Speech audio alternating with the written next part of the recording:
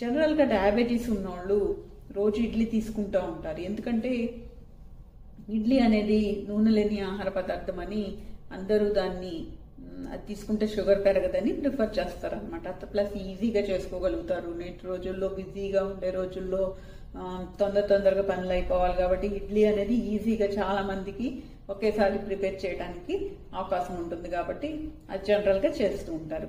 అయితే ఈ ఇడ్లీ అనే దాంట్లో అది తిన్నా కూడా షుగర్ పెరుగుతుందని మీకు తెలుసా? ఇడ్లీని తీసుకునే విధంగా తీసుకుంటే షుగర్ పెరగదు.